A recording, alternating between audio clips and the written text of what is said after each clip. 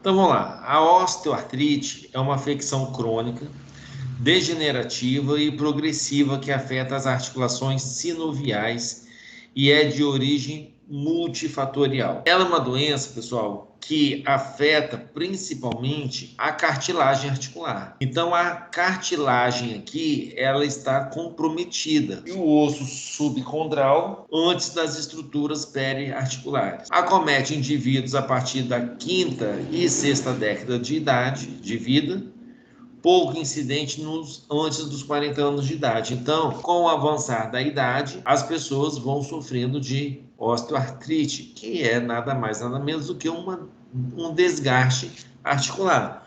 Por isso que ela é crônica, ela é degenerativa, ela é progressiva, porque ela vai aparecendo nos indivíduos com uma certa idade e a partir do momento que a pessoa vai ficando cada vez mais idosa, vai aparecendo mais osteoartrite, vai ficando mais grave e vai acometendo mais as pessoas. A incidência: 44 a 70% dos indivíduos acima dos 55 anos de idade, então tem um fator idade muito importante nessa patologia, apresentam evidências radiológicas. Então, essas pessoas com 55 anos de idade, elas já começam a ter evidências radiológicas do aparecimento da osteoartrite. E acima dos 75 anos de idade, essa incidência eleva-se para 85%. Estima-se que na população acima de 65 anos, cerca de 12% tendem a apresentar sintomas. Hoje em dia, nós estamos numa era de uma saúde melhor, então as pessoas estão cada vez mais chegando aos 60 anos de idade, 65 anos de idade, com uma saúde melhor, caminhando mais, praticando mais esporte. Então, essas pessoas que chegam aos 65 anos bem fisicamente, elas tendem a apresentar menos osteoartrose. No Brasil, essa doença atinge cerca de 16% da população. A incidência nas articulações. As articulações mais acometidas são o joelho.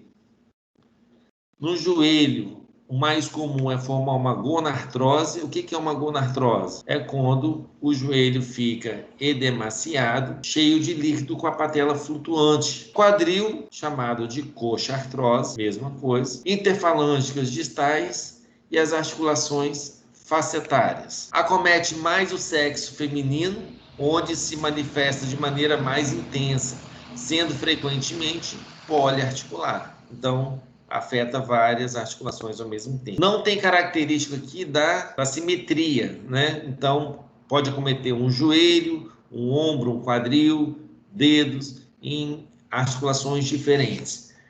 Então, outro diagnóstico diferencial da artrite reumatoide aqui é não ter simetria. E pode manifestar mais nas mãos e joelhos. O mais comum é mãos e joelhos ficarem mais afetados. Pessoas que apresentam frouxidão ligamentar ou instabilidade articular podem ser mais acometidas. Então, nas estruturas, as estruturas periarticulares, né, nós temos mais profundamente na articulação, nós temos a parte condral, o osso condral que está logo abaixo da cartilagem. Nós temos a cartilagem articular em ambos os lados. Nós temos um espaço articular banhado pelo líquido sinovial. Essa membrana articular é uma membrana sinovial e em volta dessa articulação nós temos ligamentos articulares, ligamentos protegendo essa articulação de tudo qualquer lado. Nós temos músculos e tendões também protegendo essa articulação. Se por algum motivo ocorre uma frouxidão, uma lesão, uma inflamação dessa articulação, que ocorra edema, quando faz edema, essa cápsula articular, ela se distende, isso causa uma desordem da articulação, isso causa uma frouxidão articular. E essa frouxidão articular propicia a formação de lesões cartilaginosas no futuro. Cartilagem articular permite um movimento com baixo atrito e distribui cargas, minimizando o estresse de contato. Então, essa é a função da cartilagem: fazer um movimento com baixo atrito. Essa cartilagem tem a função também de distribuir cargas, minimizando o estresse do contato. Por exemplo, essa cartilagem do joelho aqui, ó, ela é uma cartilagem que ela suporta saltos, né, de alturas variadas. Então, essa cartilagem ela é composta por condrócito, matriz extracelular. Essa matriz extracelular é composta de água, colágeno e proteoglicano, uma proteína. No envelhecimento, o que acontece com o envelhecimento da pessoa? Com o envelhecimento pode haver diminuição da função condrocitária. O que é isso? A função de formação de condrócitos, novos condrócitos, de renovação celular, ela vai diminuindo, diminui a elasticidade dos tecidos periarticulares, e aí começa limitação de ADM, diminuição da nutrição da cartilagem articular, fraqueza muscular e instabilidade articular, que volta num ciclo. Limitação de ADM, diminuição da nutrição da cartilagem articular, fraqueza muscular, instabilidade articular. Forma esse ciclo, a pessoa vai envelhecendo e vai ficando cada vez mais sem função. Para o paciente eu explico exatamente isso, ó. Com o envelhecimento, as suas cartilagens, elas vão ficando um pouco nutridas, elas vão perdendo nutrição, elas vão perdendo a capacidade de reprodução celular, começam a ocorrer lesões nessa cartilagem. Com as lesões da cartilagem vem dor, edema, a articulação fica inchada. Depois dessa articulação inchada, você não consegue fazer exercício, você tem uma tendência a ficar mais em casa. Se você ficar muito tempo em casa, você perde, tem uma fraqueza muscular importante, que nem sempre dá para se recuperar. Na cartilagem articular, o peso úmido da cartilagem normal, ela tem em torno de 10 a 30% de colágeno, então ela é formada em torno de 10 a 30% de colágeno. Ela é formada de 3 a 10% de proteoglicano, né, de proteína, e de 60 a 85% de água e eletrólitos, que é o que o nosso corpo ele é formado, 60 a 70% de água praticamente. E o que é eburnação óssea? Eburnação óssea é um processo no qual, após a perda completa da cartilagem, o osso apresenta-se com aspecto polido. Imagina um osso, aqui em cima do osso deveria ter a cartilagem. A pessoa perde a cartilagem nesse processo e o osso que aparece embaixo, ele aparece um osso polido, liso. Então, na cartilagem articular, nós temos uma camada superficial de cartilagem. Essa camada superficial ela está mais suscetível às lesões e seus condrócitos são menos ativos. E existe uma camada média profunda, que é mais difícil de ser lesionada e é onde, às vezes, onde acontece a reprodução celular, e uma fase mais próxima do osso condral, calcificada, que é uma linha estreita, né, entre o osso, que está logo aqui embaixo, e a formação da cartilagem, que está logo assim. Então vamos lá. Classificação da osteoartrose. Quanto ao número de articulações, então a gente pode classificar essa osteoartrose quanto ao número de articulações acometidas. Então ela pode ser mono, quando acomete uma articulação, óligo, quando acomete mais de uma articulação, e poliarticular, quando acomete várias articulações. Quando ao tipo, ela pode ser uma osteoartrose inflamatória, né, causando uma osteoartrite. Então, nessa fase inflamatória, se chama osteoartrite. E uma fase erosiva, né, que vai causar lesão da cartilagem. Essa fase erosiva, após uma fase de inflamatória, ela na cura dela ocorre uma erosão óssea. E aí essa erosão óssea da cartilagem, ela se chama osteoartrose, porque aí é a lesão propriamente dita. Ou generalizada. O que é isso? Pode acontecer de uma forma generalizada pelo corpo todo, em várias articulações. Quanto à localização, então ela pode ser joelho, joelho, gonartrose, coxa femoral, coxa artrose. A osteoartrose é ainda uma doença idiopática primária ou secundária. A osteoartrite primária pode apresentar-se em 4 tipos: erosiva inflamatória, generalizada, condromalácia da patela. Então, a condromalácia da patela é um tipo de osteoartrose, para quem não sabia aí, hiperostose idiopática difusa. Em mulheres no período de menopausa, geralmente começa a acontecer justamente por falta de alguns tipos de hormônios que limita a absorção de alguns tipos de minerais e por aí vai, piorando as condições na mulher mais do que nos homens, mas nos homens também acontece também. A ocorrência de nódulos de Bouchard e Eberden. Então, os nódulos de Bouchard são nas interfalângeas proximais e os nódulos de Eberden nas interfalângeas distais. Vocês têm que lembrar disso. A osteoartrite secundária, como eu falei, são as osteoartrites traumáticas. Então, são as osteoartrites causadas por lesões por algum trauma. Podem ser por alguma afecção anatômica, algum defeito anatômico, afecções inflamatórias, por algum motivo, vírus, bactérias, fungos, e pode acontecer nas articulações, afecções metabólicas, afecções neuropáticas e afecções hemofílicas. Dos condrócitos. O que é um condrócito? O condrócito é uma célula conjuntiva cartilaginosa que vive no meio anaeróbio. Armazena enzimas que têm o potencial de degradar colágenos e proteoglicanos. Então, essa enzima degrada colágeno e proteoglicano e ela vai se sustentando ali ao longo dos anos.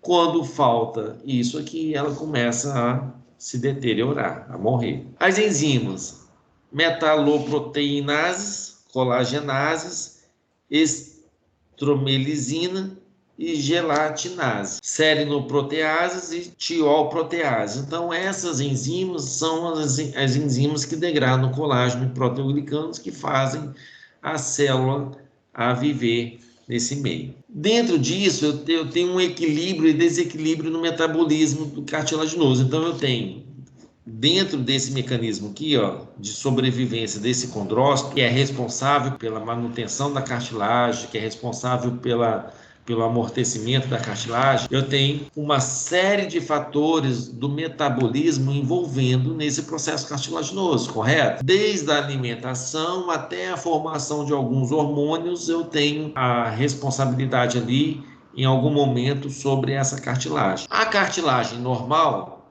eu tenho um catabolismo igual ao anabolismo e eu tenho uma homeostase. Isso aqui, o que é homeostase, gente? Dentro de um processo natural, dentro de um processo de equilíbrio, eu tenho tanto um catabolismo da célula ali do condrócito, quanto o anabolismo ali dentro do condrócito, que vive nessa homeostase em equilíbrio.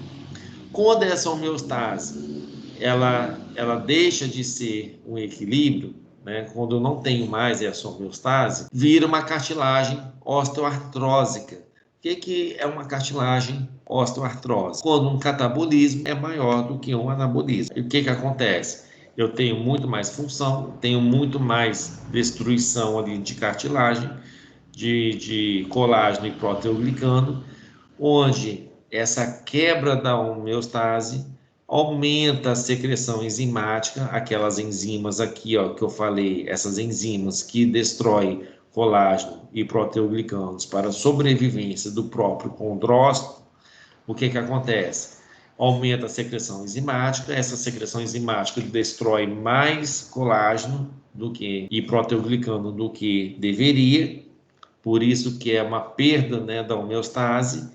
Aumenta o estímulo pró-inflamatório. Esse estímulo pró-inflamatório é uma destruição da própria célula do condrócito. Às vezes eu dou uma pinceladinha nessa explicação quando a lesão, eu vejo que a lesão do paciente tem uma comprovação meio que metabólica, eu tento explicar um pouco isso para o paciente também, para ele entender. Gente, o paciente ele tem que estar ciente de todo o processo de doença dele, como que vai acontecer, o que acontece. As pessoas hoje em dia, principalmente da área da saúde, têm uma dificuldade de comunicação com seus pacientes. E eu acho isso de uma perda de humanização enorme. Então, quando você explica para o paciente em detalhes, você não precisa dar uma aula para o paciente. Claro, você vai explicar dentro do nível cultural do paciente aquilo que ele possa entender. Então, chega um paciente para mim falando que ele tem bico de papagaio na coluna inteira, eu vou explicar dentro do processo de bico do papagaio o que ele entende sobre o bico de papagaio. Agora, tem gente que fala assim, doutor, eu vim no ortopedista e ele falou que eu estou cheio de osteoartrose.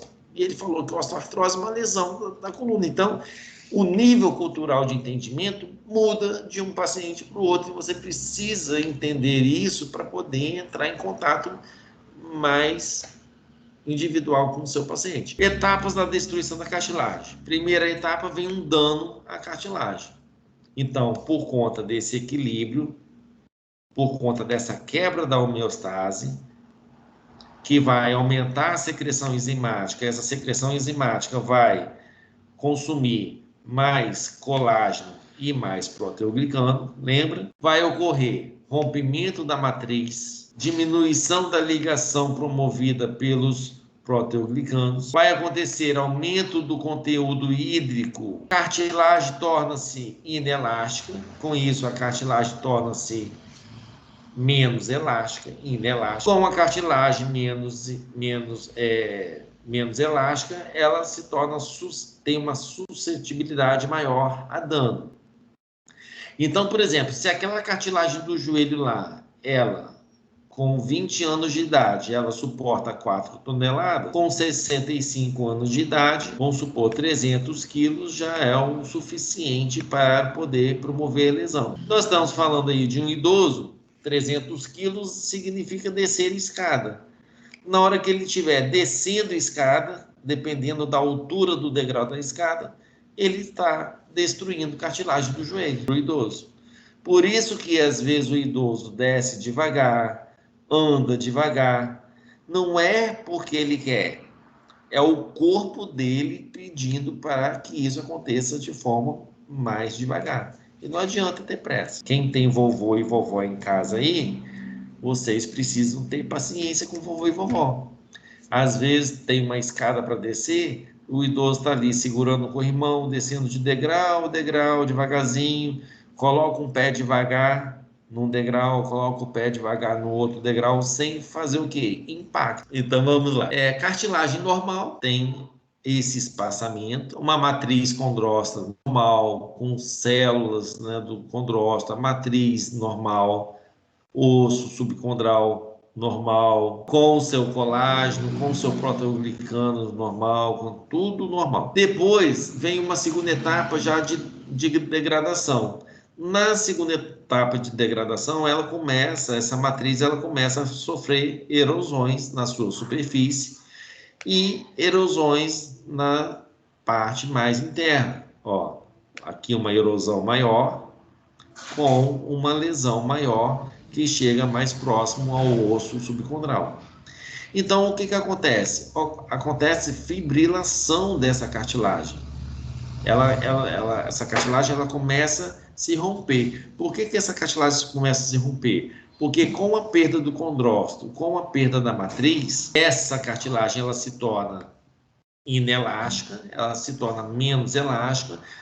Como ela se torna menos elástica, ela começa a fissurar. Como que eu posso explicar isso para vocês? É como uma borracha.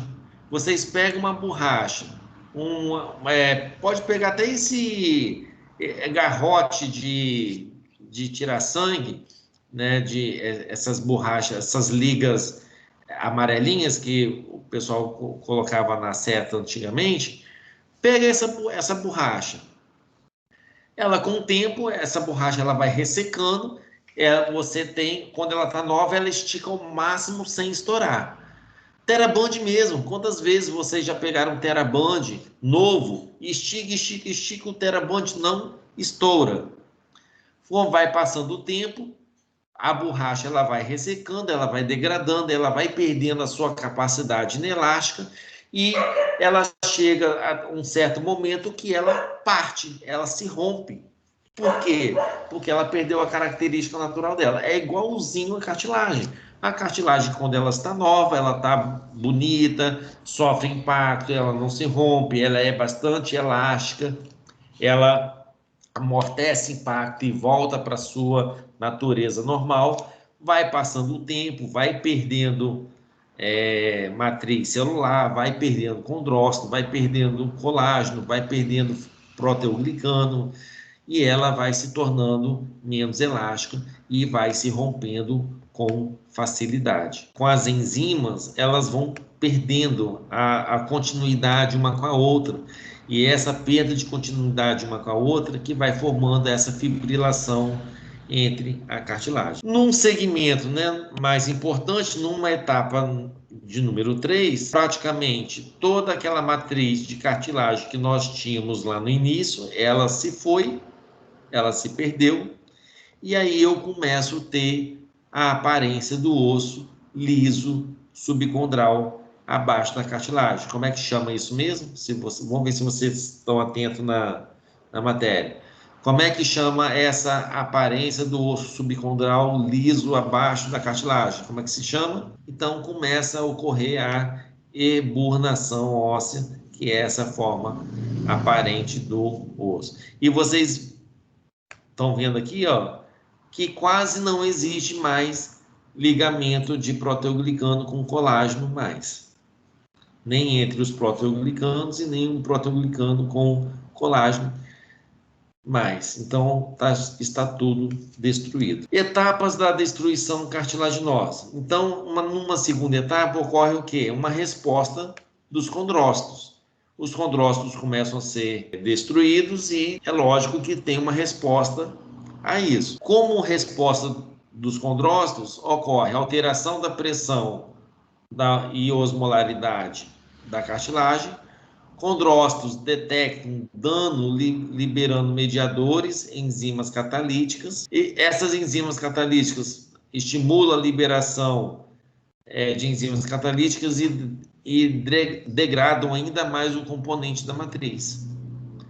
Então, ocorre praticamente uma reação em cadeia, né? Você tem uma lesão, essa lesão, como resposta do condrócito, ele começa a liberar enzimas catalíticas, e essas enzimas catalíticas promovem ainda mais a degradação aos componentes da matriz da cartilagem. O processo de reparação não apropriado não ocorre igual um processo. O conteúdo hídrico dessa cartilagem aumenta bastante, promovendo aí a inflamação. Etapa de destruição cartilaginosa, no momento em que ocorre o declínio das respostas dos condrócitos. Então, o que acontece depois daquele aumento das respostas dos condrócitos? O que acontece quando essa resposta ela diminui?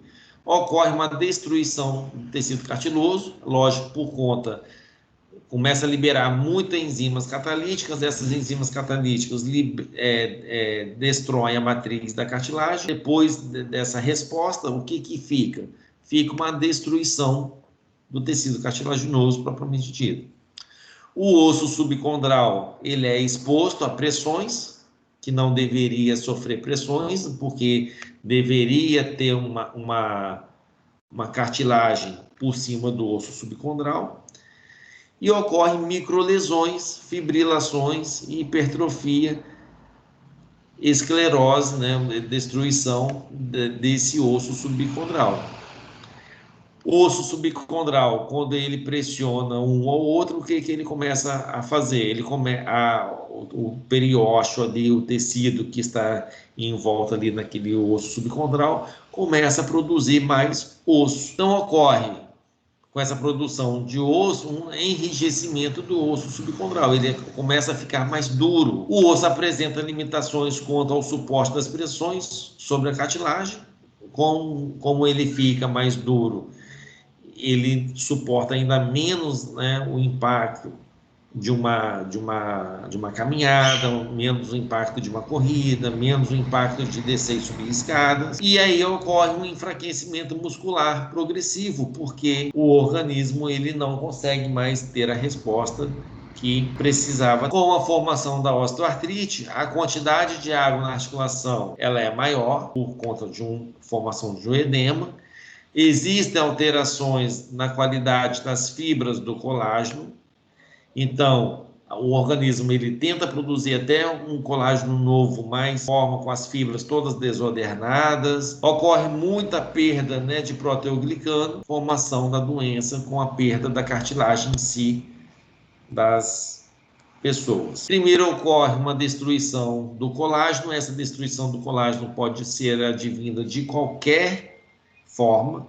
Pode ser, lembra, gente, metabólica, pode ser por conta de um trauma, pode ser por conta de uma alteração anatômica, pode ser por conta de alteração nervosa, pode ser por conta de qualquer coisa. Ocorreu destruição do colágeno, presença de partes moles com fibrilação, exposição do osso subjacente esclerótico, erbunação óssea. Com o contato osso com osso, começa a formar o quê? Osteófito. Osteófito, no nosso linguajar popular, é o quê? Formação do bico de papagaio. Então, aqui eu estou explicando para vocês, de uma forma mais natural, o que é o bico de papagaio, o que é a formação dos osteófitos que ocorre lá na vértebra. Ocorre desta forma. Com a formação de osteófitos, eu tenho uma hiperplasia sinovial, eu tenho dor e limitação de movimento, quase sempre em sua totalidade. Isso pode acontecer numa faceta articular vertebral, pode acontecer numa articulação enorme, igual à articulação do quadril, como, por exemplo, uma coxa artrose. Pode acontecer numa articulação grande, igual ao do joelho, como, por exemplo, uma gonoartrose. Agora, liga uma coisa com a outra. Se eu tenho uma coxoartrose séria no quadril, o que eu preciso fazer nesse quadril para poder tratar? Vocês lembram? Como é que se trata, geralmente, as coxoartrose do quadril graves? O que se faz? Qual é o procedimento? Protetizar, trocar a parte... Exatamente, protetizar, trocar. É a partir dessa coxoartrose que forma aqui, ó, no seu grau extremo, que o médico decide fazer o quê? Uma artroplastia total de quadril, troca toda a articulação do quadril por uma peça metálica, tanto o acetábulo quanto a cabeça femoral. Troca toda a articulação do joelho, tanto os côndilos femorais quanto o platô tibial, por peças metálicas, por platina. Rolando, Oi. Quando é mais leve, quando o tratamento é fisioterapêutico, o que a gente pode fazer? O que é mais indicado? Tratamento. Primeira coisa é retardar os episódios de inflamação. Com isso, ele tem que ter como suporte médico um reumatologista, ele tem que ter um clínico e um médico geriatra. Os três conversando entre si. Para quê? Para tratar de medicação, tratar de alimentação correta e tratar de boa forma, fazer orientações para esse paciente ter uma manutenção de vida. Essa pessoa que começa a entrar nessa fase, ela não pode ficar parada, ela não pode ficar acamada, ela não pode ficar em casa assistindo filme, esperando a vida chegar em outro patamar. Então, ela precisa ter como rotina algumas atividades físicas e, quem sabe, algumas práticas de esportes. Mas isso tudo orientado, tudo bonitinho, beleza? Então, primeira linha de pensamento é essa. Como que eu vou manter esse idoso saudável, praticando exercício, tendo uma boa alimentação e prevenindo novas lesões de inflamação articulares. Beleza? Para isso, eu tenho uma fisioterapia preventiva. Que fisioterapia preventiva que eu tenho? Quando a pessoa começa a chegar nessa idade de 50, 60 anos de idade. Hidroterapia. Todas as pessoas com 50, 60, 70 anos de idade deveriam fazer hidroterapia como forma de manutenção de boas práticas de articulação. Na hidroterapia eu consigo fazer a manutenção de força muscular sem impacto, eu consigo fazer mobilizações articulares sem impacto, eu consigo fazer tudo sem impacto, beleza? Depois, professor, só hidroterapia? Não. Eu posso manter esse idoso caminhando, eu posso manter esse idoso pedalando, eu posso manter esse idoso tendo atividades físicas. Beleza. Isso é uma linha de tratamento a longo prazo. Outra linha é período inflamatório. O que eu posso fazer com esse paciente no período inflamatório? Eu não consigo fazer mobilização articular, eu não consigo trabalhar a nível de articulação em si, fortalecimento, não consigo fazer nada com esse paciente. O que de recurso que nós temos para poder fazer de anti-inflamatório com esse paciente? Nós podemos fazer gelo, nós podemos fazer TENS. O TEM de baixa frequência já foi comprovado em alguns artigos que ele pode gerar uma inflamação menor, ok? E além de uma inflamação menor, ele vai aliviar a dor desse paciente, o paciente tomando medicamento dele ali, um anti-inflamatório, um hormonal, bonitinho. Passou essa fase de inflamação, a fisioterapia entra com uma fase de mobilização articular.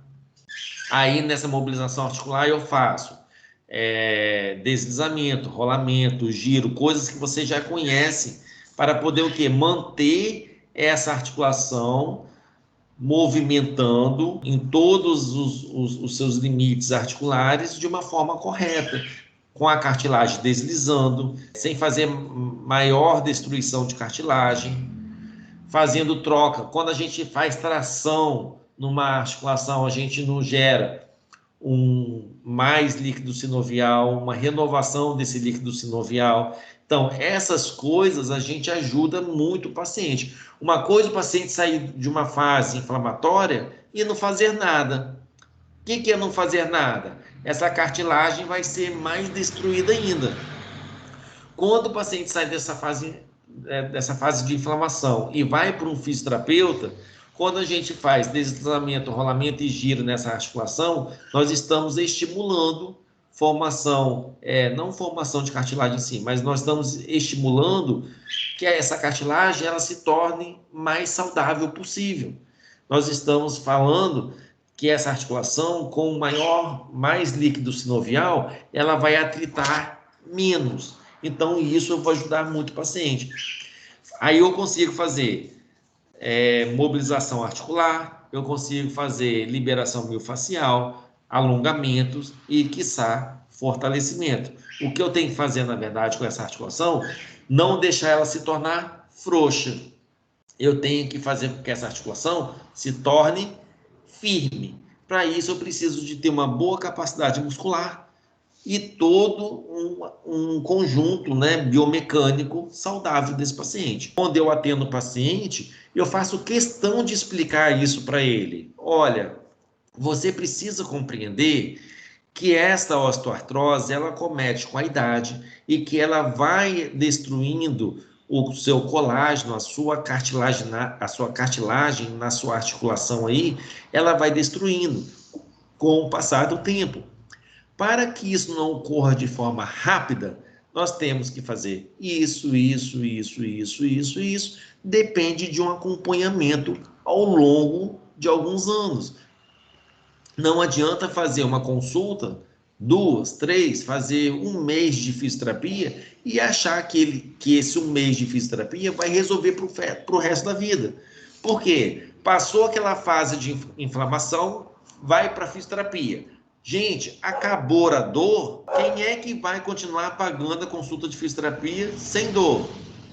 Agora eu entendi o que você quis dizer. A gente, os fisioterapeutas, qual o pensamento que a gente tem que ter com os nossos pacientes? Exatamente. A gente está falando assim da gente de forma geral, não pensando ainda como fisioterapeuta.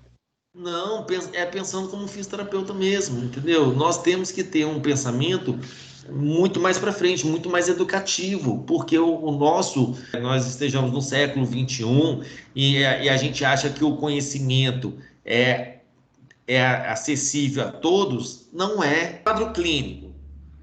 O quadro clínico, eu tenho um quadro álgico, uma artralgia, dor no joelho, rigidez, crepitação, isso aqui é normal, né?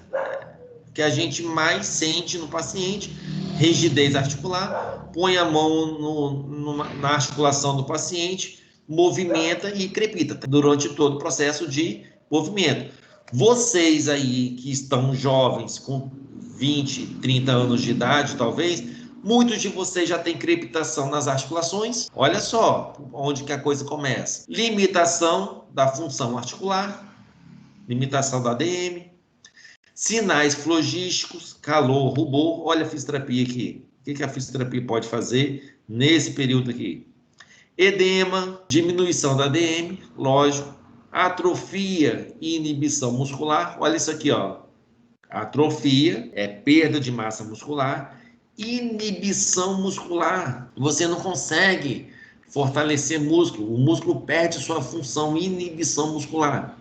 Ok? Instabilidade articular, muitas vezes por conta dessa inibição muscular ocorre a instabilidade articular, porque tá certo que existe tendão, existe ligamento, mas o que dá realmente a estabilidade articular são os tendões e músculos, tá?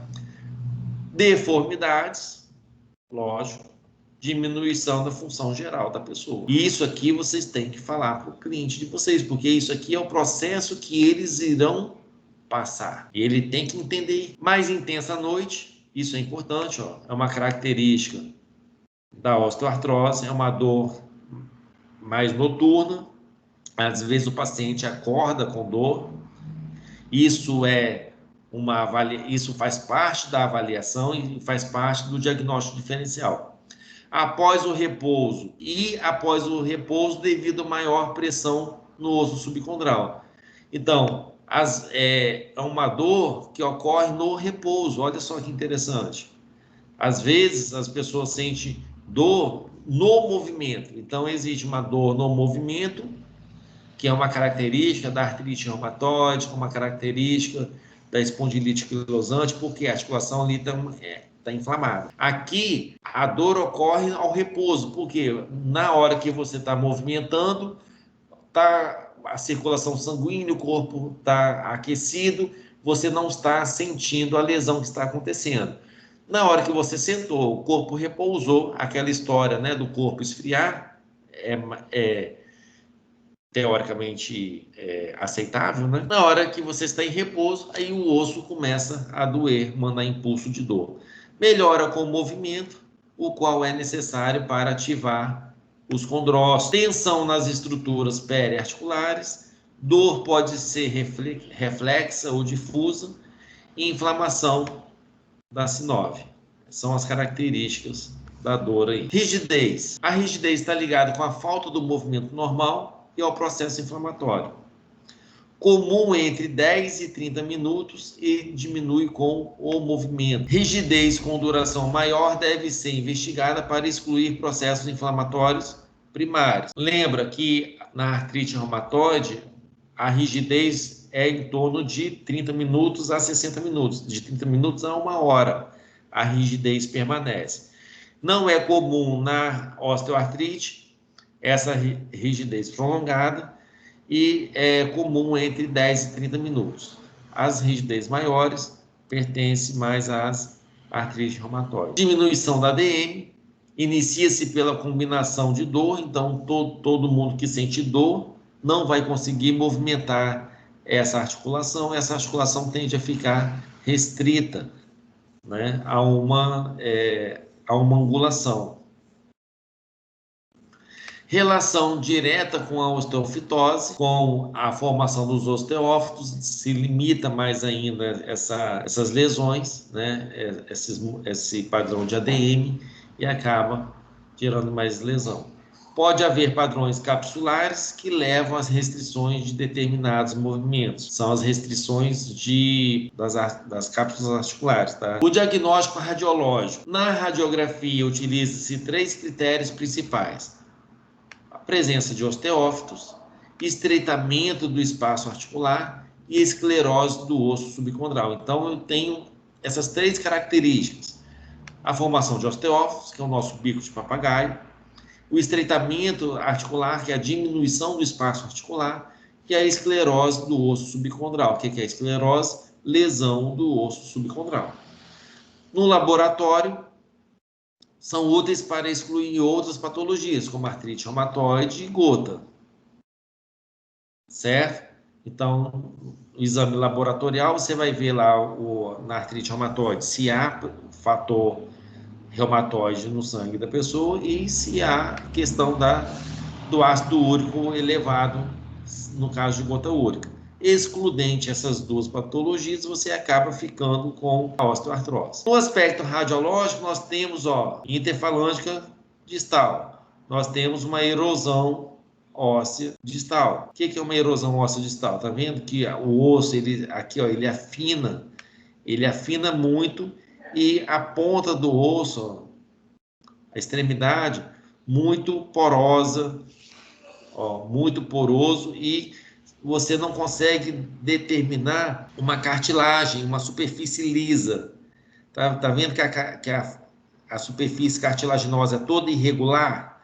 Então, isso é característica de osteoartrose. Olha isso aqui, você não consegue ver uma cartilagem formada, então tá tudo deformado aqui, você não consegue ver uma superfície articular normal. O que seria uma superfície articular normal, professor?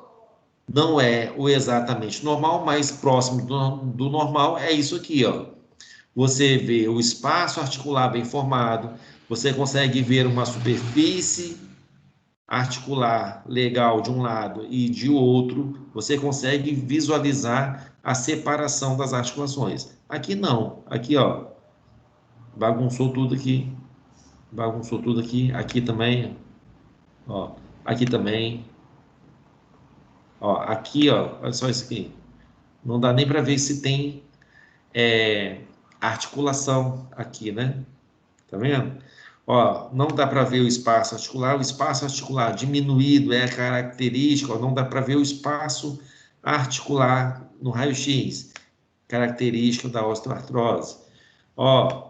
Formação do bico de papagaio, principalmente na coluna, nas facetas articulares, ok? Isso aqui eu explico para o paciente, eu coloco um raio-x desse no negatoscópio, chamo o paciente, eu falo assim, você sabe o que é isso aqui? Isso aqui é o que se chama de bico de papagaio, é isso aqui. Isso aqui começa a crescer dentro do seu osso e começa a gerar dor.